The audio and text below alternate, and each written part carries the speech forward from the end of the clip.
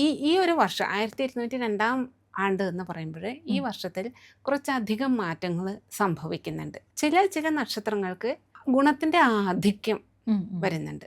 ഏറ്റവും ആദ്യം എനിക്ക് പറയണമെന്ന് തോന്നുന്നത് പൂരാട നക്ഷത്രത്തിനെ കുറിച്ചിട്ടാണ്. അത് ആ ഒരു ധനു രാശിയിൽ ആണ് ഉൾപ്പെടുന്നത് എന്ന ഒറ്റ കാരണത്താൽ മുന്നോട്ട് പോയിക്കൊണ്ടിരിക്കുന്നവരാണ്.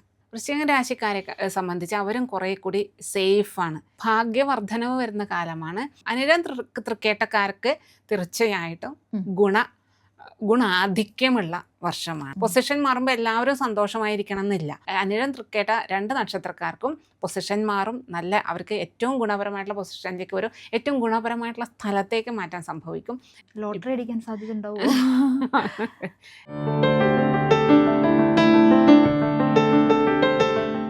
നക്ഷത്രങ്ങളുടെ ഭാഷയും ഗ്രഹങ്ങളുടെ സന്ദേശങ്ങളും ജീവിതത്തിൻ്റെ വഴികളിൽ വെളിച്ചം നൽകുന്ന പുണ്യം ബൈ ഇന്ത്യ ലൈവിൻ്റെ ഈ ആത്മീയ ജ്യോതിഷയാത്രയിലേക്ക് സ്വാഗതം. പുണ്യത്തിൽ ഇന്ന് നമ്മളോടൊപ്പം ജ്യോതിഷിയായ ശ്രീമതി ശാരദ അന്തർജനമുണ്ട്. മാഡം നമസ്കാരം. നമസ്തേ. മലയാളികളുടെ സ്വന്തം മാസം ചിങ്ങം, നമ്മൾ പുതുവത്സരമായിട്ടും കൂടെയാണ് അതിനെ കണക്കാക്കുന്നത്. ഈ ഒരു പുതുവർഷത്തിൽ ആർക്കൊക്കെയാണ് നല്ല കാലം വരാൻ പോകുന്നത്? എല്ലാവർക്കും സന്തോഷം നിറഞ്ഞ പുതുവത്സരം ആയിരിക്കട്ടെ. അതെ, 1202 ആണ്ടാണ് വരുന്നത്. സാധാരണഗതിയിൽ നമ്മൾ പുതുവർഷ ഫലം പറയാറുണ്ട്. അത് അധികവും മേഷസംക്രമം മുതൽക്കുള്ള ഫലത്തെയാണ് കാര്യമായിട്ട് നമ്മൾ പഞ്ചാംഗങ്ങളൊക്കെ എടുത്തു കഴിഞ്ഞാൽ കൊടുക്കാറ്. പക്ഷെ നമ്മളെ സംബന്ധിച്ച് ചിങ്ങം ആണ് പുതുവർഷം. അപ്പോൾ മേടസംക്രമം മുതൽക്ക് അങ്ങോട്ടുള്ള ഫലത്തെയും ചിങ്ങമാസം മുതൽക്ക് അങ്ങോട്ടുള്ള ഫലത്തെയും കൂടി ഒരുമിച്ച് ചേർത്തിട്ടാണ് പുതുവർഷ ഫലത്തെ ഇപ്പോൾ നമുക്ക് പറയാൻ സാധിക്കുക. ഈ ചിങ്ങമാസം എന്ന് പറയുമ്പോൾ സൂര്യനെ അടിസ്ഥാനമാക്കിയിട്ടാണ് നമുക്ക് ഈ മാസഗണനയും വർഷഗണനയും ഒക്കെ ഇപ്പോൾ നിലവിൽ നടന്നുകൊണ്ടിരിക്കുന്നത്. അപ്പോൾ അങ്ങനെ വരുമ്പോഴേക്കും സൂര്യൻ മാത്രമാണ് ഓരോ മാസവും രാശിമാറ്റം സംഭവിക്കുന്നത്. ബാക്കി ദീർഘകാലാടിസ്ഥാനത്തിൽ നമ്മൾ ഫലം പറയുന്ന ഗ്രഹങ്ങൾക്കൊന്നും ചിങ്ങമാസം ആയതുകൊണ്ട് ഞങ്ങൾ എന്നാൽ ഇവിടെ നിന്ന് മാറിയിട്ട് അടുത്ത രാശിയിലേക്ക് കയറിയിരിക്കാമെന്ന് ഗ്രഹങ്ങൾ അങ്ങനെ ചിന്തിക്കുന്നേ ഇല്ല.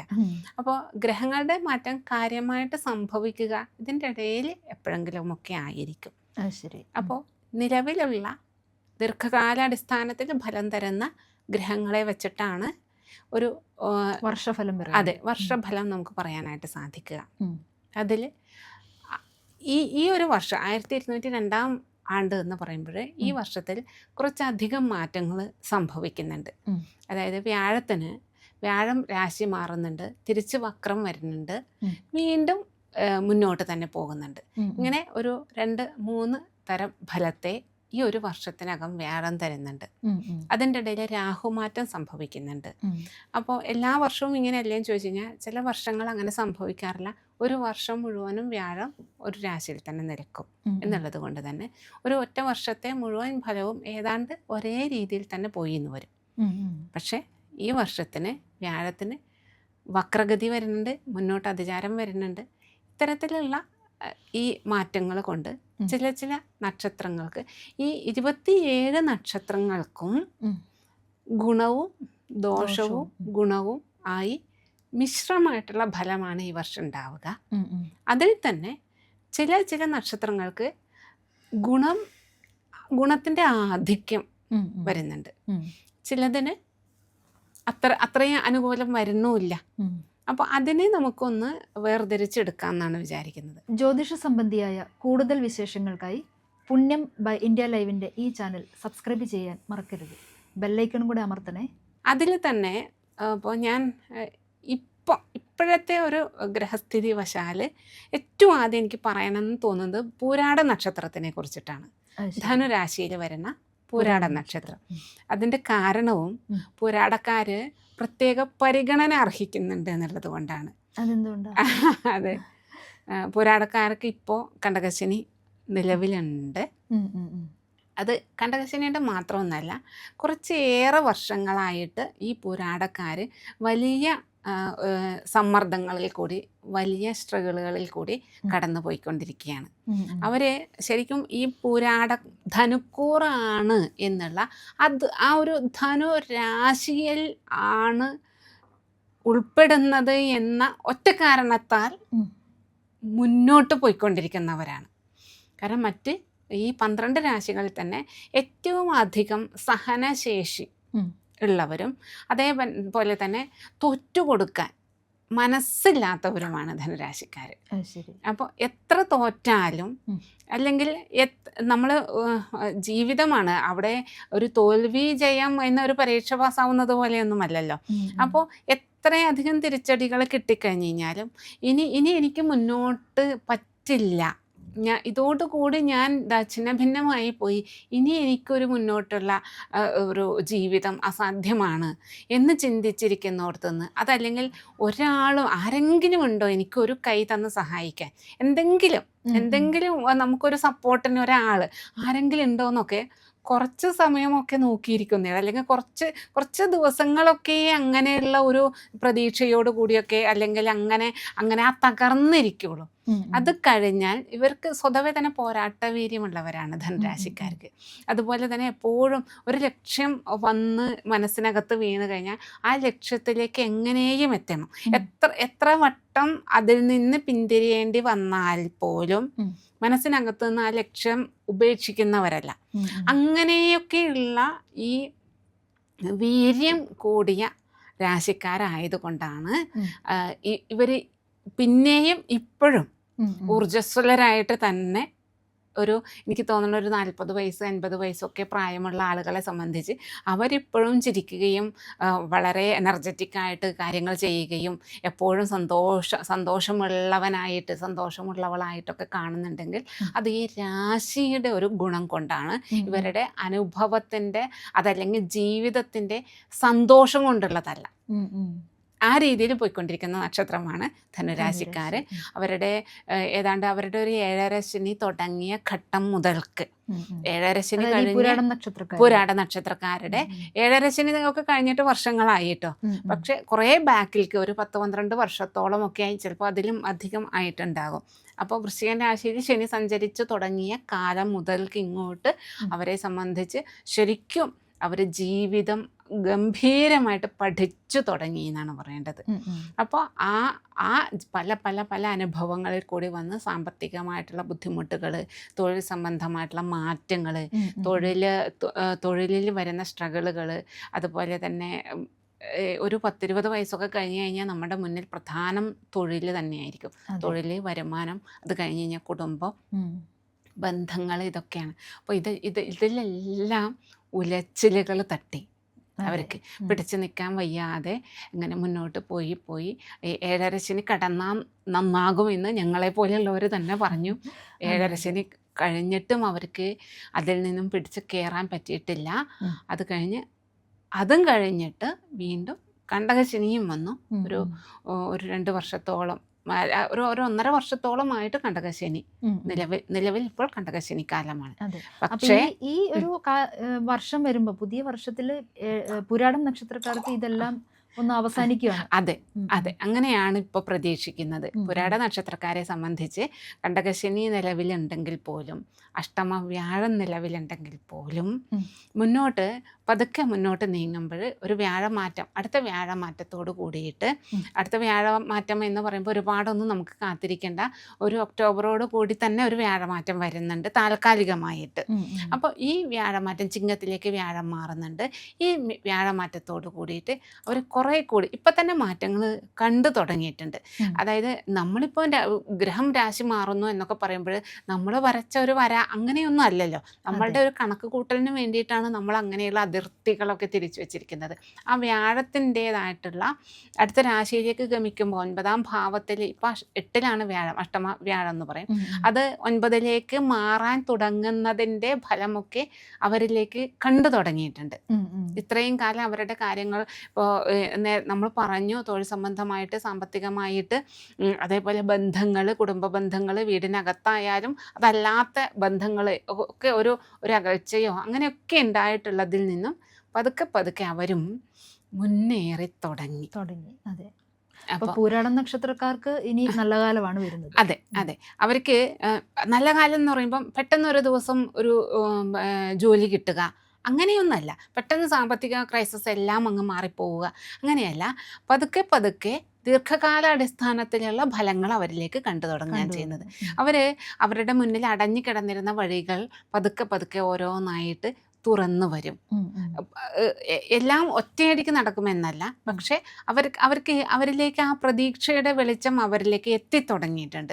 ഓരോന്നായിട്ട് അവരിലേക്ക് ഗുണങ്ങൾ വന്ന് കണ്ടു തുടങ്ങി. അത് മാത്രമല്ല, അവർക്ക് ഇത്രയും കാലം ശരിക്കും അവർക്ക് ഒരു പ്രാർത്ഥിച്ചു കഴിഞ്ഞാൽ അതിൻ്റെ ഫലം കിട്ടാത്തതുപോലെയോ അവരുടെ എല്ലാ കോൺഫിഡൻസും ശരിക്കും നഷ്ടപ്പെട്ടു എന്ന് തന്നെ പറയാം. ഞാൻ എത്ര അമ്പലങ്ങളിൽ പോകുന്നു, ഞാൻ എത്ര പ്രാർത്ഥിക്കുന്നു, ഞാൻ എന്തെല്ലാം കാര്യങ്ങൾ ചെയ്യുന്നു, എത്ര ഞാൻ ട്രൈ ചെയ്യുന്നു, എന്നിട്ടൊന്നും കിട്ടുന്നില്ലല്ലോ എന്ന് പറഞ്ഞിരുന്നിടത്തു നിന്നും ഇതുവരെ അവർ ചെയ്തിരുന്ന എല്ലാ പ്രയത്നത്തിൻ്റെയും ഫലം കണ്ടു തുടങ്ങുന്ന കാലമാണ് ഇനി മുന്നോട്ട് വരുന്നത്.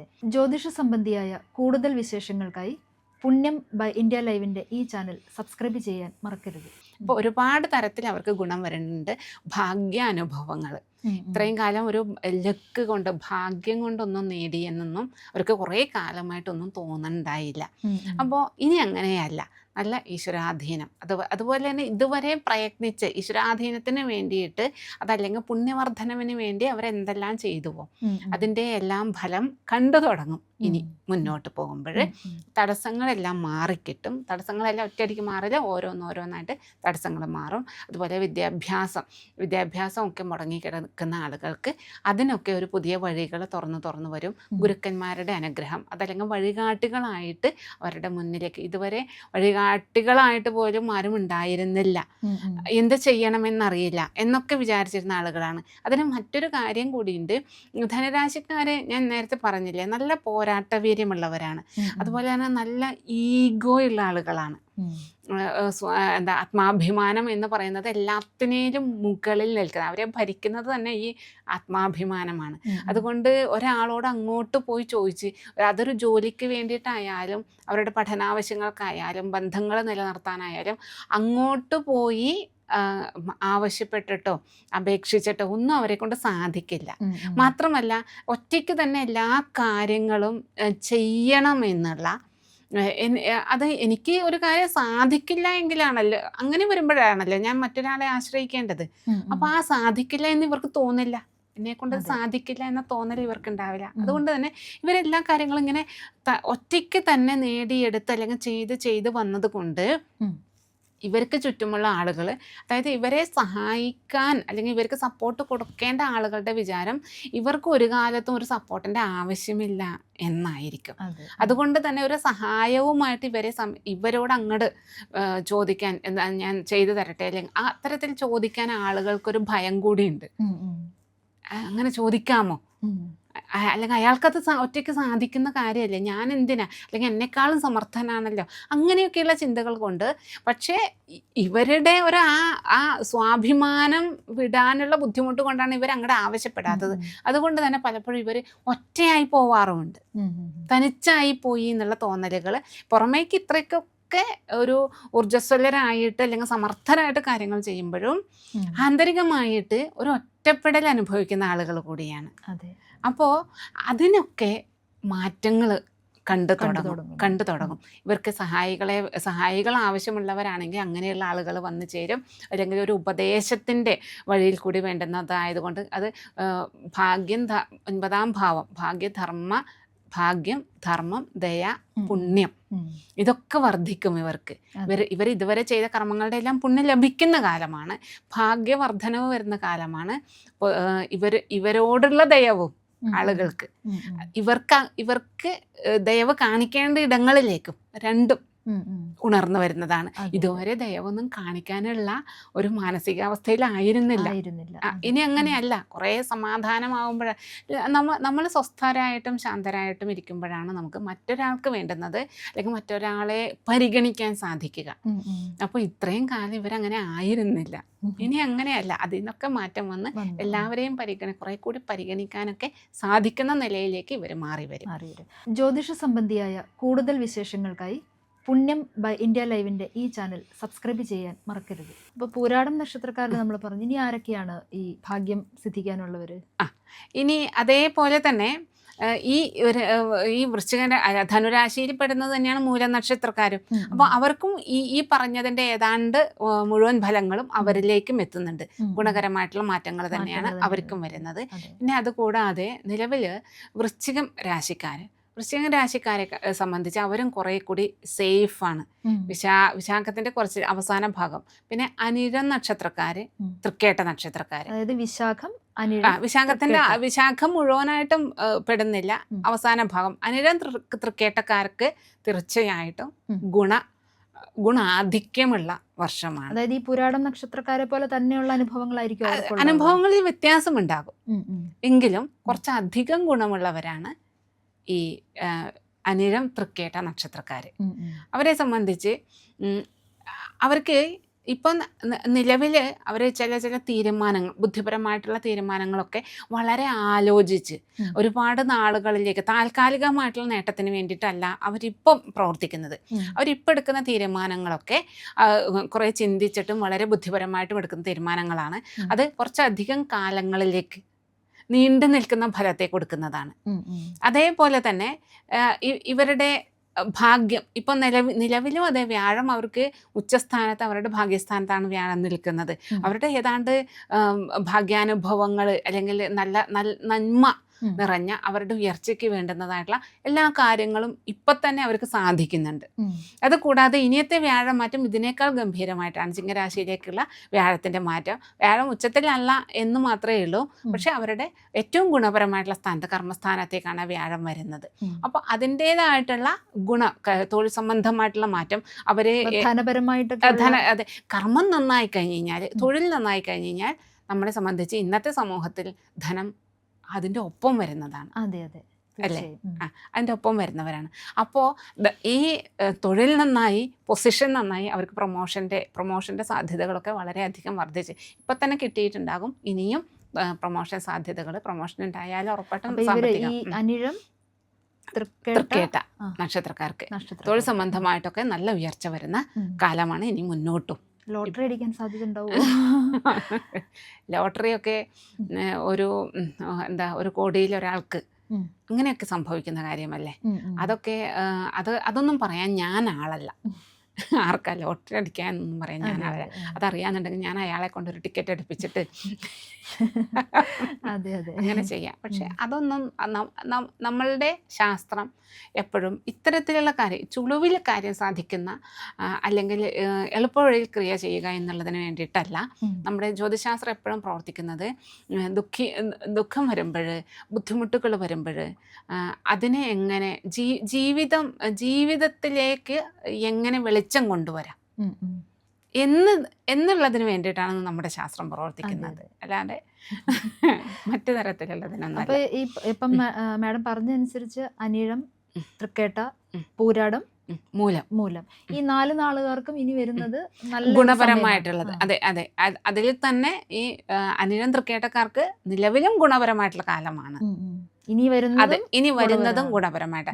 അപ്പം ഇങ്ങനെ പറയുമ്പോൾ എപ്പോഴും നമ്മൾ നക്ഷത്രങ്ങളെ മാത്രം അടിസ്ഥാനപ്പെടുത്തി ഫലം പറയുമ്പോൾ ഇത് വളരെ കൃത്യമാർന്ന ഫലമല്ല കേട്ടോ. കാരണം ഒരേ നക്ഷത്രത്തിൽ എത്രയോ കോടി ജനങ്ങൾ ഉണ്ടാകും, അവർക്ക് മുഴുവൻ ഗുണമാണ് എന്ന് വരില്ല. അത് ജാതകവും കൂടെ നോക്കിയിട്ട് ജാതകത്തിലെ ഇപ്പോഴത്തെ ദശാകാലം എങ്ങനെയാണ്, അപഹാരകാലം എങ്ങനെയാണ്, അതും അനുകൂലമായിട്ടുള്ള ആളുകൾക്ക് 100% ഗുണപരമായിട്ടുള്ള കാലമാണ്. അപ്പോൾ അങ്ങനെയല്ല, ഇതൊന്നും എനിക്ക് ലഭിക്കുന്നില്ല എന്ന് ആർക്കെങ്കിലും തോന്നുന്നുണ്ടെങ്കിൽ അവരുടെ ജാതകം നോക്കിയിട്ട് ഇപ്പോഴത്തെ ദശ അപഹാരം ഇതെങ്ങനെയാണ് നോക്കിയിട്ട് അത് ദോഷകരമായിട്ടുള്ളതാണെങ്കിൽ അതിനുള്ള പരിഹാരങ്ങൾ ചെയ്താൽ ഈ ഒരു ഗ്രഹചാര ഫലത്തിന്റെ മുഴുവൻ ഗുണവും അവർക്ക് അനുഭവിക്കാൻ സാധിക്കും. പക്ഷെ എന്നിരുന്നാലും ഇതൊരു ഭയങ്കര പ്രതീക്ഷയാണ്. അതെ, മുന്നോട്ട് പോകാനുള്ളൊരു വലിയ പ്രതീക്ഷയാണ് ഇപ്പോൾ. അതെ, അവരൊക്കെ ഈ ശരിക്കും അനിഴം തൃക്കേട്ട നക്ഷത്രക്കാരെ സംബന്ധിച്ച് അവർ തൊഴിൽ മാറ്റമൊക്കെ, ജോലി സ്ഥലം മാറുന്നുണ്ട്, തൊഴിൽ മാറ്റം നോക്കുന്നുണ്ട്. അങ്ങനെയൊക്കെ ഉള്ളവർക്കൊക്കെ വലിയ ഗുണം. അവരോട് ധൈര്യമായിട്ട് പോയിക്കോളൂ, ധൈര്യമായിട്ട് ചെയ്തോളൂ. അതുപോലെ തന്നെ പ്രൊമോഷൻ, ഒരുപാട് പേര് വന്ന് ചോദിക്കാറുണ്ട്, പ്രൊമോഷൻ്റെ സാധ്യത ഞാൻ കൊടുക്കണോ, അത് എനിക്ക് പ്രൊമോഷൻ കിട്ടിക്കഴിഞ്ഞാൽ തന്നെ അതെനിക്ക് അവിടെ ഹാപ്പി ആയിരിക്കാൻ പറ്റുമോ? പൊസിഷൻ മാറുമ്പോൾ എല്ലാവരും സന്തോഷമായിരിക്കണം എന്നില്ല. അപ്പോൾ ഇവരോട് പറയാനുള്ളത് പറയാനുള്ളത് അനിഴം തൃക്കേട്ട 2 നക്ഷത്രക്കാർക്കും പൊസിഷൻ മാറും. നല്ല അവർക്ക് ഏറ്റവും ഗുണപരമായിട്ടുള്ള പൊസിഷനിലേക്ക് വരും. ഏറ്റവും ഗുണപരമായിട്ടുള്ള സ്ഥലത്തേക്ക് മാറ്റാൻ സംഭവിക്കും. എല്ലാം കൊണ്ട് അതുപോലെ തന്നെ ബന്ധുജനങ്ങളും ഒക്കെ ആയിട്ടുള്ള ബന്ധങ്ങളൊക്കെ കുറേയും കൂടെ സുഹൃജനങ്ങൾ, ബന്ധുജനങ്ങൾ, അവരോട് അതുപോലെ ഗുരുക്കന്മാരായിട്ടുള്ള ആളുകൾ, അവരുടെയൊക്കെ ഒരു അനുഗ്രഹവും അവരുടെയൊക്കെ ഒരു ഐക്യവും ഇവരോട് കൂടുതൽ അടുത്ത് വരാനുള്ള എല്ലാം കൊണ്ടും ഹാപ്പി ആയിട്ടുള്ള ഒരു വർഷമായിരിക്കും. അതെ, ശരി. ജ്യോതിഷ സംബന്ധിയായ കൂടുതൽ വിശേഷങ്ങൾക്കായി പുണ്യം ബൈ ഇന്ത്യ ലൈവിൻ്റെ ഈ ചാനൽ സബ്സ്ക്രൈബ് ചെയ്യാൻ മറക്കരുത്. ബെല്ലൈക്കണും കൂടെ അമർത്തണേ.